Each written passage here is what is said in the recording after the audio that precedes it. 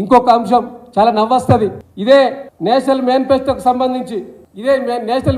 సంబంధించి ప్రత్యేకంగా page number 22లో 13 అంశంలో అసలు ఇది తెలిసిపెట్టినరా తెలియక పెట్టినరా రేవంత్ రెడ్డి గారు అన్న మరి రాహుల్ గాంధీ తోటి మాట్లాడిందా మాట్లాడలేదా?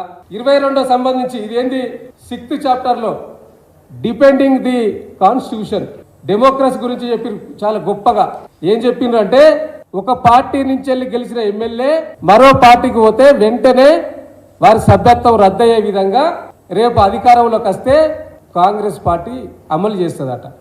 ఈ 13 అంశాలు చెప్పినట్టు పేజీ నెంబర్ 22 13 అంశంలో దీంట్లో దాదాపుగా 18 అంశాలు పెట్టారు. ఇందులో 13 అంశంలో చాలా స్పష్టంగా చెప్పారు. We promise to amend the 10th schedule of the constitution and make a defection leaving the original party on which the MLA or MP was elected and automatically disqualification of the membership ఇది assembly and parliament అని ప్రత్యేకంగా పెట్టింది కదా.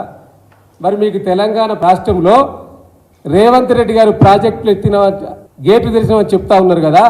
మరి ఇక్కడ ఖైరతాబాద్ ఎమ్మెల్యేగా దానం నాగేంద్ర గారిని మీరు ఎందుకు తీసుకున్నారు? తీసుకున్న నాయకుడు రద్దు చేసి పక్కకు పెడితే వారికి పార్లమెంట్ కూడా అభ్యర్థిత్వం ఖరారు చేసిండ్రు కదా. అదేవిధంగా మా జిల్లాలో కడియం శ్రీహరి గారు వారి కూతురు కావ్యకు ఈయనను చేర్చుకున్నారు. వారి కూతురికి ఎంపీ టికెట్ ఇచ్చిండ్రు కదా, కండువా కప్పుకున్నారు కదా. మరి వీళ్ళు సభ్యత్వాలు రాజీనామా చేయాలని కనీస సోయి రేవంత్ రెడ్డి గారికి లేదా? ఎన్నికలు రాకముందు పార్టీలు మారితే చెప్పులతో కొట్టండి రాళ్లతో కొట్టండి అని చెప్పిన రేవంత్ రెడ్డి గారు మరి ఇప్పుడు మీ పార్టీలో చేరిన వాళ్ళను దేనితోటి కొడతారు రేవంత్ రెడ్డి గారు? ప్రజలు దేంతో సత్కరించాలి? మీరు చేస్తే ఓటి పక్కోళ్ళు చేస్తే ఒకటా?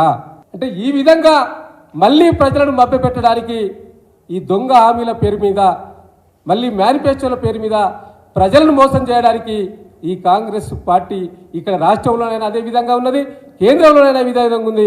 ఒక కాంగ్రెసే కాదు, ఇక బీజేపీ కూడా అదే పరిస్థితి. బీజేపీకి కాంగ్రెస్కు అభ్యర్థులు లేక బీఆర్ఎస్ పార్టీలో తయారైన అభ్యర్థులను వారి పార్టీలోకి చేర్చుకొని కండోలు మార్చి వారి కండో పేరు మీద మీరు సీట్లు ఇచ్చి ప్రజల మధ్య పంపిస్తారేమో కానీ ప్రజలు కర్రు గాల్చి వాత పెట్టడానికి సిద్ధంగా ఉన్నారనే విషయాన్ని